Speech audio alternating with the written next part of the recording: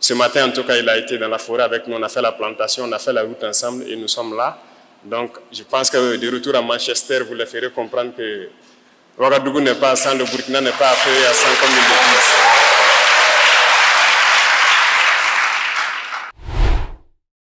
Préparez-vous à être secoué. Voici un discours qui claque, livré par son Excellence Ibrahim Traoré, président du Burkina Faso, depuis le cœur vibrant du centre-sud. Ce n'est pas juste des mots, c'est une roadmap enflammée pour un pays qui lutte, innove et refuse de courber les chines. Des projets concrets, une vision d'unité et de souveraineté, et un défi lancé au monde entier. Ce speech est un coup de poing à la désinformation et un appel universel à se battre pour un avenir meilleur. Ce qui vous attend dans cette vidéo, hommage aux héros, un respect profond pour les combattants et volontaires qui protègent le Burkina, rendant possible des projets d'avenir. Nature et santé, une reforestation audacieuse avec des plantes médicinales pour soigner en puisant dans les savoirs ancestraux. Vérité en première ligne, Traoré démolit les fake news des adversaires et mise sur une communication claire pour unir les esprits. Afrique sans frontières, avec le footballeur camerounais André Onana, il célèbre une solidarité africaine qui défie les divisions. Route du futur, des brigades locales pour tisser un réseau routier ambitieux connectant chaque coin du pays d'ici 2026. Santé pour tous, des hôpitaux modernisés capables d'offrir chirurgie et imagerie sans forcer les gens à parcourir des kilomètres. Jeunesse aux commandes, des formations pour transformer les richesses, comme le coton, et briser la dépendance aux exportations brutes. Usines partout, des zones industrielles dans chaque région pour booster l'emploi et produire local avec fierté. Économie libre, une refonte bancaire pour des crédits accessibles et une monnaie au service du peuple. Eau et abondance, barrages rénovés et forages profonds pour faire fleurir l'agriculture et sécuriser l'accès à l'eau. Ce discours est un électrochoc, une invitation à rejoindre un mouvement pour un Burkina Faso souverain qui inspire le monde. Pensez-vous que tous les présidents devraient s'inspirer d'Ibrahim Traoré? Si vous aimez la vidéo, laissez un like et commentez pour l'engagement. N'oubliez pas de vous abonner au canal Telegram dans la description.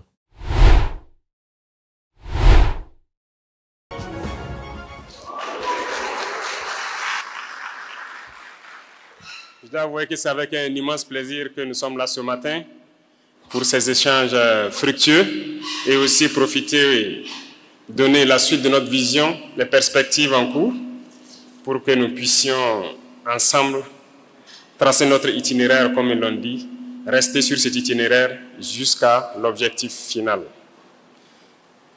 Je souhaiterais d'abord, avant tout propos, rendre un hommage donc à toutes nos forces combattantes qui sont sur le terrain, qu'ils soient les forces armées nationales, les forces de sécurité intérieure, les VDP, les Kogolwewo, ou toute personne qui œuvre pour que ces forces aient le renseignement et pouvoir progresser sur le terrain.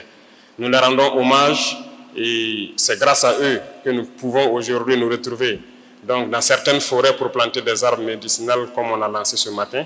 Et c'est grâce à eux que nous pouvons nous retrouver aussi ici pour pouvoir communier, échanger sur la question donc, du développement de notre patrie. Nous avons choisi la région du Centre-Sud pour le lancement donc, de notre campagne de reforestation, mais surtout des bosquets à plantes médicinales. Parce que dans le système de santé, nous sommes dans une réforme pour prendre en compte nos plantes médicinales, qui sont donc des valeurs culturelles que nous avons depuis longtemps. Nos ancêtres se sont soignés à partir de ces plantes. Jusqu'aujourd'hui, nous nous soignons à partir des plantes. Nous voulons donc développer cet aspect pour que nous ayons le choix de nous soigner avec les plantes ou avec la médecine moderne ou en combinant les deux. Et d'ailleurs, nos chercheurs sont à pied d'œuvre pour nous permettre de nous recentrer sur nos plantes. Et je pense qu'ils ont déjà découvert beaucoup de médicaments à des dosages bien définis à partir donc de nos plantes médicinales qui contiennent des molécules naturelles et assez bien pour soigner beaucoup de maux. Donc, Manga est réputé pour sa médecine traditionnelle aussi. Donc nous avons choisi d'être dans la région ici pour faire le lancement et l'activité va se poursuivre sur toute l'étendue du territoire dans les différentes provinces et nous espérons dans les années à venir avoir des bosquets de ce genre dans tous les départements du Burkina Faso et que tous nos savants en la matière puissent exprimer aussi leur talent. J'ai planté une petite forêt dans ma petite ferme et tous les jours que je pars et que je suis sous les arbres, je suis très content. Ça fait une fierté qu'on ne peut pas exprimer. Donc j'exhorte tout le monde à pouvoir planter, entretenir et voir l'arbre grandir. Ça fait vraiment plaisir. Il y a beaucoup de doléances qui ont été portées donc à travers les échanges tout de suite, mais qui peuvent se résumer en quelques doléances, parce que les doléances se recoupent. Et j'irai donc point par point, si je peux dire, point groupé, pour vous expliquer où est-ce que nous en sommes, où est-ce qu'on part.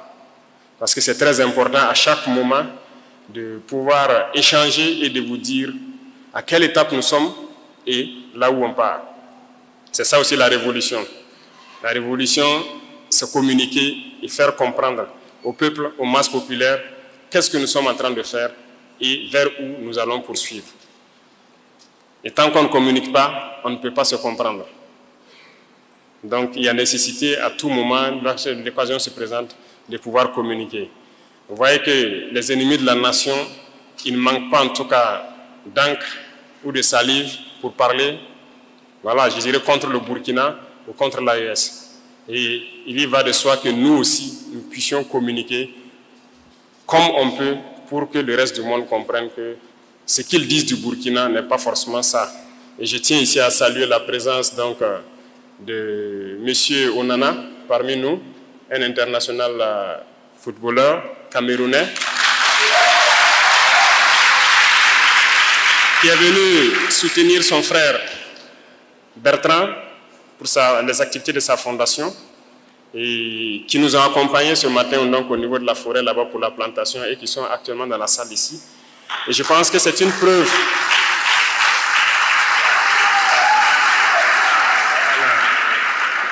Merci. Je pense que c'est une preuve palpable de ce que nous recherchons, notre combat, que l'Afrique s'unisse. Et je le disais, il n'y a pas de frontière entre le Cameroun et le Burkina. Nous sommes des Africains, c'est ça la priorité. Étant en Europe, ils sont africains. Étant en Afrique, ils sont africains.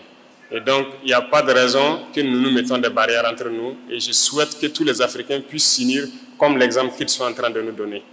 Et aussi, deuxièmement, c'est un message qu'il est venu passer aussi. Parce que c'est sûr qu'étant en Angleterre, ce n'est pas évident que tout le monde comprenne la situation du Burkina, avec les médias impérialistes qui propagent du tout.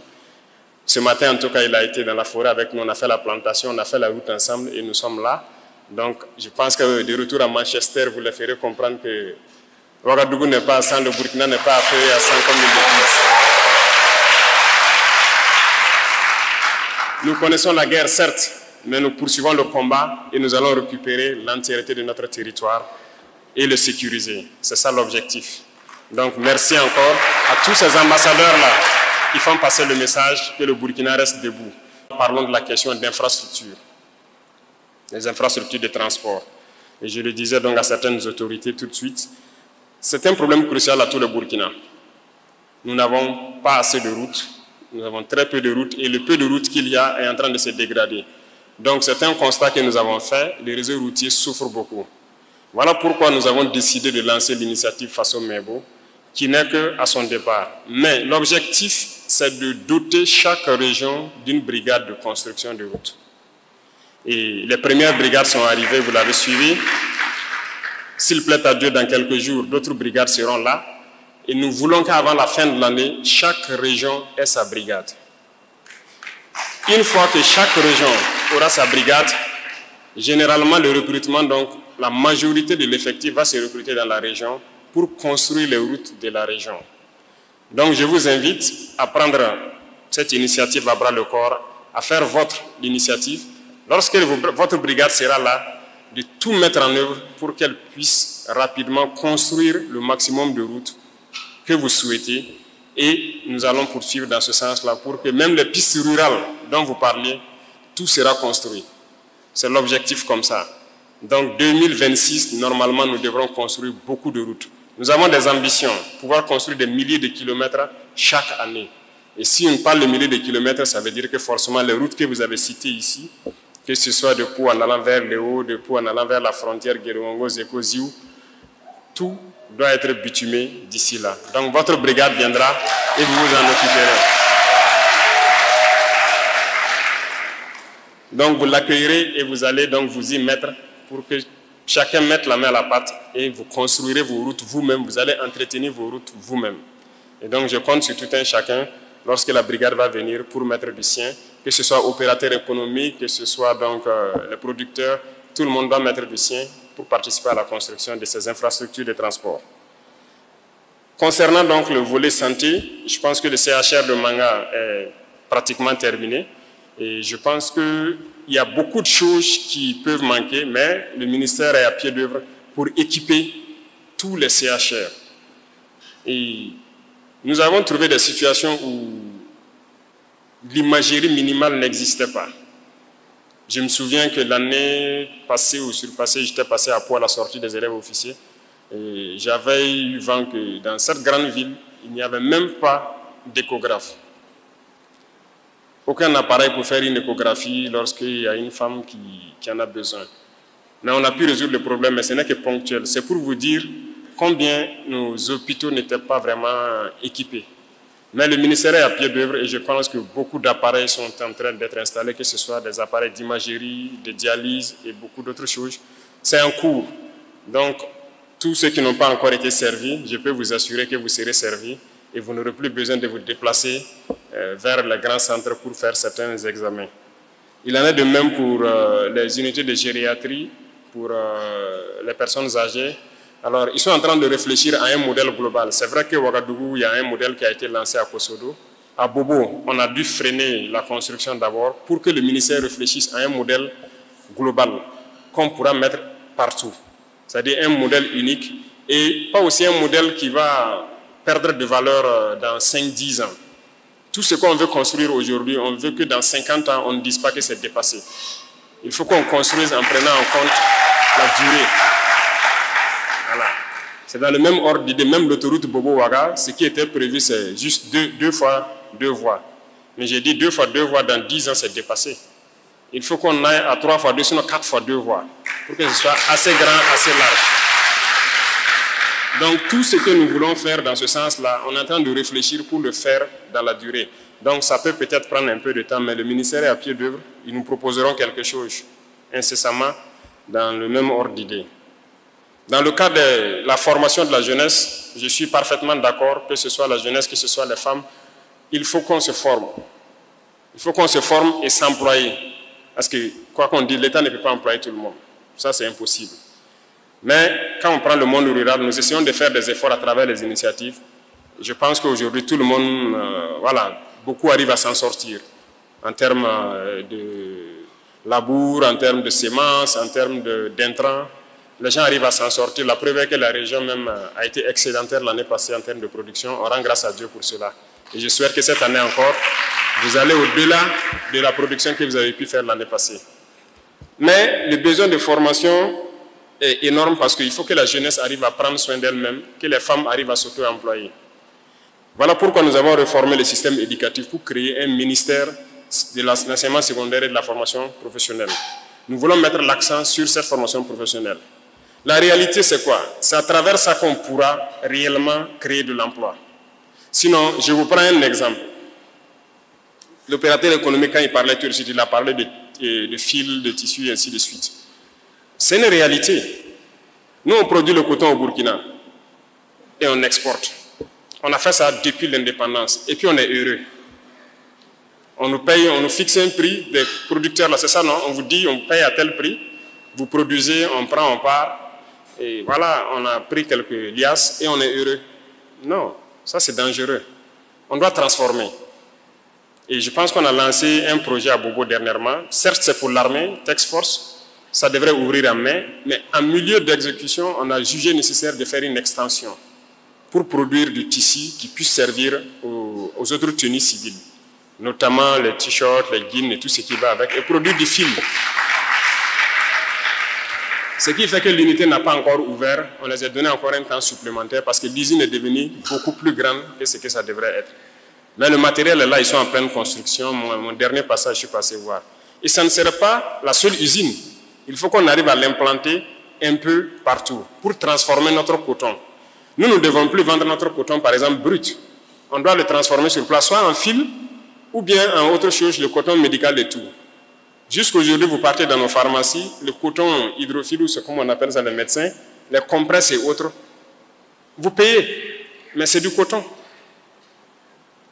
On paye votre kilo de coton à 200 et quelques, on le transforme, vous partez payer quelques grammes à 1000 francs. Mais c'est la formation professionnelle qui peut nous amener à créer ou bien entretenir des machines qui doivent nous permettre de transformer ça. Voilà pourquoi on est en train de mettre l'accent sur ça. Et toute notre production d'ailleurs, production agricole, il faut qu'on forme nos mamans, nos sœurs à la transformation. Parce qu'aujourd'hui, elles essaient de le faire à petite échelle, mais il faut qu'on arrive à le faire à grande échelle. Sinon, tout ce qu'on exporte brut, et après, on part payer encore le produit fini. Ce n'est que notre emploi qu'on exporte. On est concentré là-dessus parce que c'est un défi. Et il faut qu'on le réussisse. Aujourd'hui, j'aime prendre des exemples concrets. Je dis, bon, je prends par exemple Madame le gouverneur, quand vous rentrez le soir, vous avez un porte, peut-être quelque chose où vous accrochez votre tenue, c'est ça? Je parie que la plupart d'entre vous ont ça dans vos maisons. Mais vous partez payer où?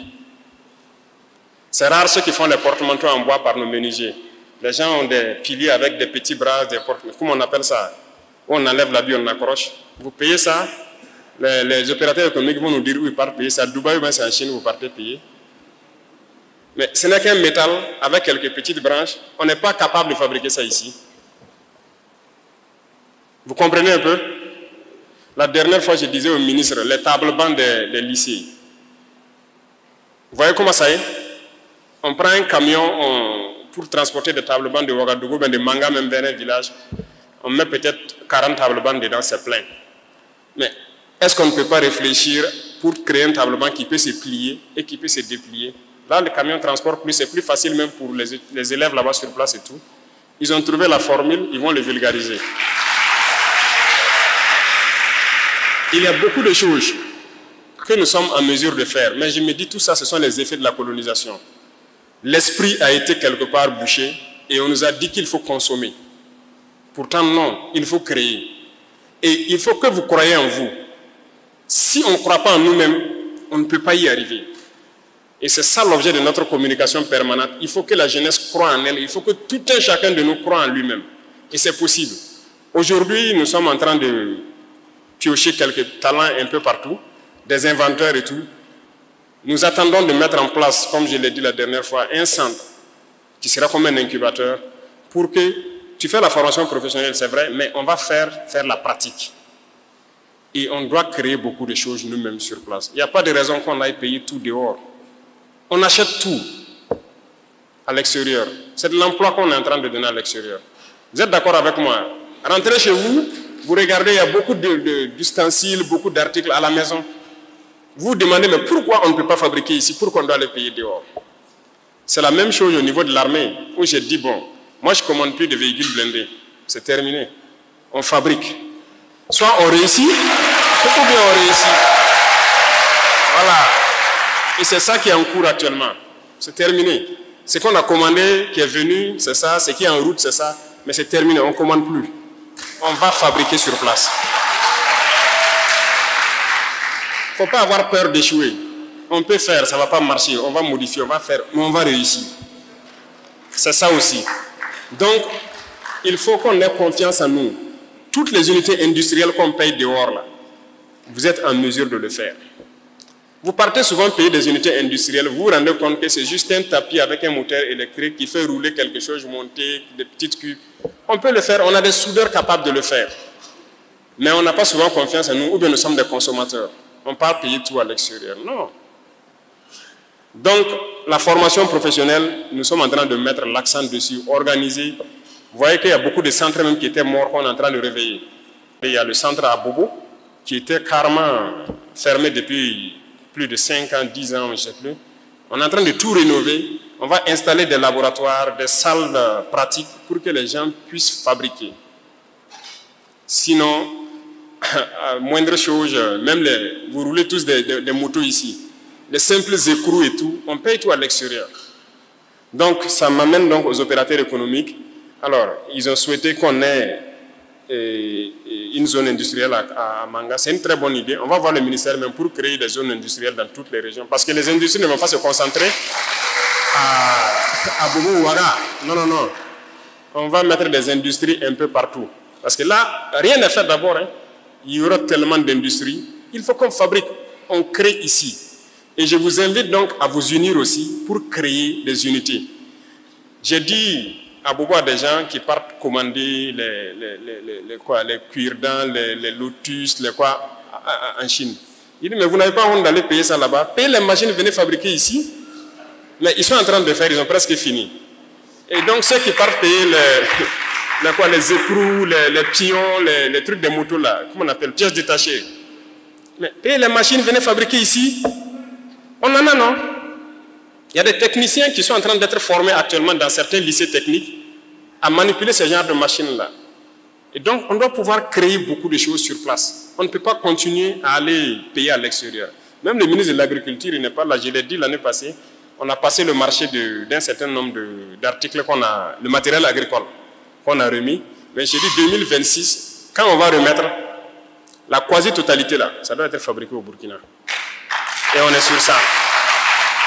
Donc, lui, il travaille avec le ministre de l'Enseignement technique pour qu'il puisse sortir les jeunes talents des écoles et fabriquer.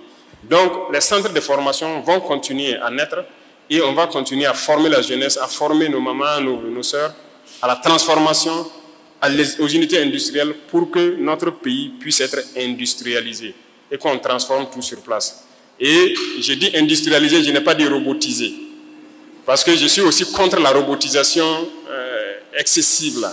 Voilà, où une unité industrielle où peut-être 1000 personnes doivent travailler, on se retrouve à tout mettre sur l'intelligence artificielle, tout est mécanisé. Finalement, c'est 2 personnes qui travaillent, c'est les machines qui font le reste. Ça aussi, je suis contre ça. Donc, on va faire en sorte que nous soyons au beau milieu, où la jeunesse est employée et la richesse est bien redistribuée un peu partout. Donc, nous sommes sur ce chemin. Donc, les questions de centres de formation, je pense qu'on a bien pris ça en compte.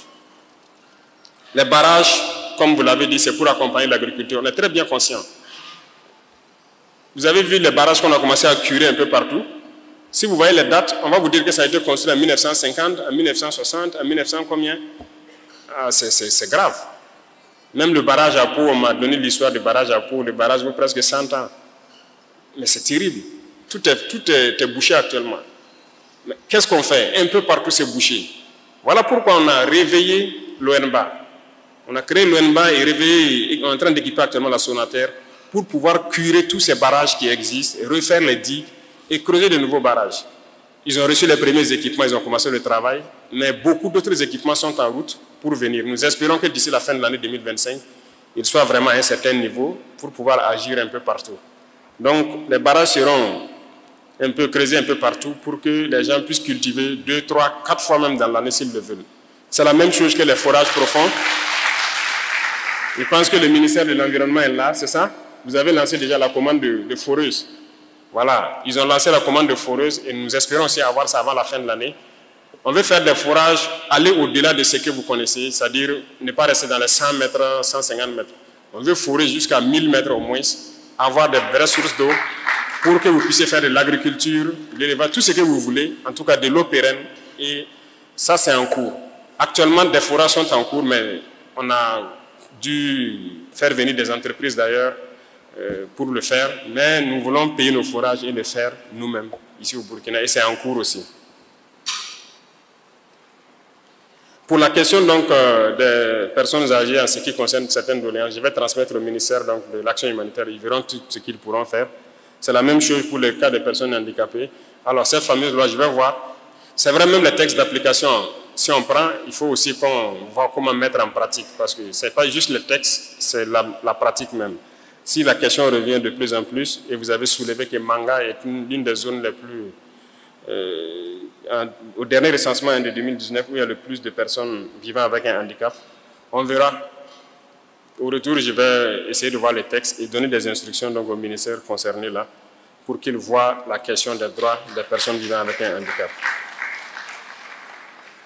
Pour le moment, donc, il n'y a pas de problème. Je pense que la valorisation et l'encouragement à la consommation de nos produits locaux, c'est ce qui est là. Et parlant dans le sens de l'industrialisation, nous avons déjà pris un décret qui oblige, quand il y a une unité qui fabrique quelque chose, c'est obligé, ceux qui importent là, ils payent d'abord là-bas, c'est quand c'est fini qu'ils vont importer. Donc, nous allons consommer ce que nous produisons. Donc, il n'y a même pas à s'en faire pour ça, il faut se lancer. Et quiconque va aller frauder, je pense que les douaniers sont en train d'être équipés aussi pour lutter contre la fraude. qui va rentrer. On va consommer d'abord ce que nous produisons ici.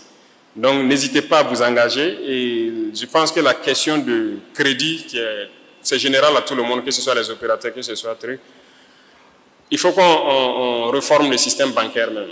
Mais réformer le système bancaire, ça stipule un gros travail qui est en cours. Il faut le dire clairement, il faut la monnaie. Sinon, notre système bancaire est arrimé à un système... Les banques au Burkina ne décident pas du taux en tant que tel. Parce qu'eux aussi prennent les prêts à un taux donné. Donc, ils sont obligés d'ajouter un peu ici. Et le prêt, c'est à la BCAO. BCAO, ce n'est pas pour nous. Vous êtes d'accord avec moi, non? Donc, cette question est en cours et nous espérons que ça va se résoudre et nous pourrons être maîtres de notre économie. Voilà que ça freine tout. À cause des taux de prêt en banque, quelqu'un a une idée pour créer une entreprise, mais quand il part y voir le prêt même, c'est difficile. Question de garantie, c'est difficile. Mais parce qu'on ne maîtrise pas notre système monétaire, notre système bancaire. Donc ça, on ne peut pas se développer comme ça, ce n'est pas possible. Ça freine tout. Donc quand on sera maître de notre monnaie, on va fixer un taux, il y aura une commission bancaire qui va gérer les taux de crédit et tout. Il y a des pays où le crédit c'est 1%, 2%. Hein. Ils arrivent à partir la plupart du temps. C'est comme ça, non? Mais pourquoi ici c'est comme ça? Il faut vous poser la question. Donc, on est bien conscient, le travail avance et suivez seulement. Vous verrez s'il plaît à Dieu.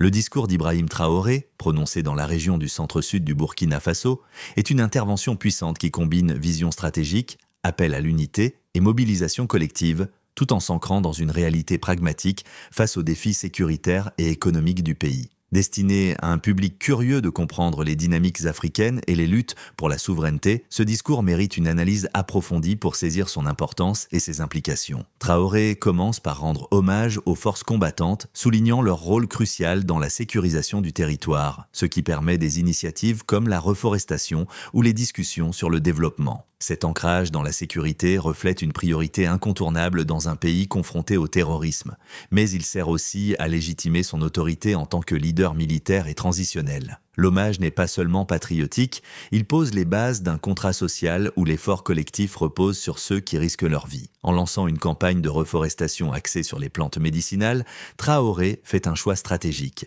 valoriser le patrimoine culturel et médical africain tout en s'inscrivant dans une logique de développement durable. Cette initiative, qui vise à étendre des bosquets médicinaux à tous les départements, montre une volonté de réconcilier tradition et modernité. Un message qui résonne auprès des populations locales et d'un public international sensible aux approches écologiques et décoloniales. En insistant sur la communication comme pilier de la révolution, Traoré répond à un défi universel, contrer la désinformation dans un monde où les récits médiatiques dominants, souvent occidentaux, peuvent déformer la réalité des pays en crise. Son appel à une communication directe avec le peuple est un plaidoyer pour la transparence, mais aussi une critique implicite des médias impérialistes, un point qui peut interpeller un public global conscient des biais médiatiques. La présence d'André Onana, footballeur camerounais, n'est pas anecdotique. Elle incarne une vision panafricaine où les frontières coloniales sont rejetées au profit d'une solidarité continentale. Pour un public international, cela rappelle que les luttes du Burkina Faso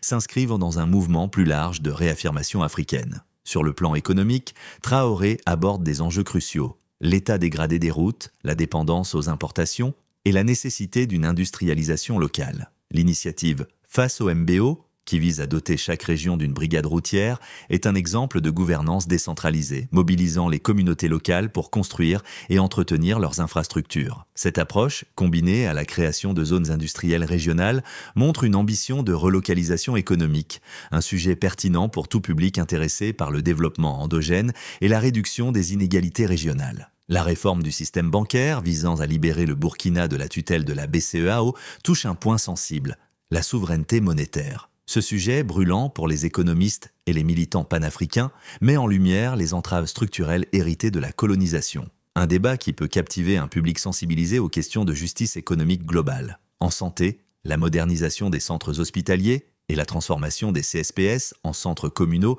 capables d'effectuer des chirurgies et des imageries répondent à un besoin urgent d'accès aux soins, un thème universel qui trouve un écho dans tout contexte où les infrastructures de santé sont précaires. Enfin, l'accent mis sur la formation professionnelle, notamment pour transformer le coton et d'autres produits locaux, traduit une volonté de rompre avec l'extractivisme colonial. Ce point peut intéresser un public attentif aux modèles économiques alternatifs où la valeur ajoutée reste dans le pays producteur. Cependant, le discours n'élude pas les défis. Traoré reconnaît les retards, les contraintes financières et la nécessité de patience. Cette franchise renforce sa crédibilité, mais elle pourrait aussi être perçue comme un aveu de faiblesse face à des attentes élevées. Pour un public international, ce discours est une fenêtre sur un leadership africain qui cherche à concilier urgence sécuritaire, développement économique et affirmation culturelle tout en défiant les récits dominants. Comment ce discours vous inspire-t-il à repenser le rôle des initiatives locales et de la solidarité dans la construction d'un avenir autonome dans votre propre pays ou communauté ?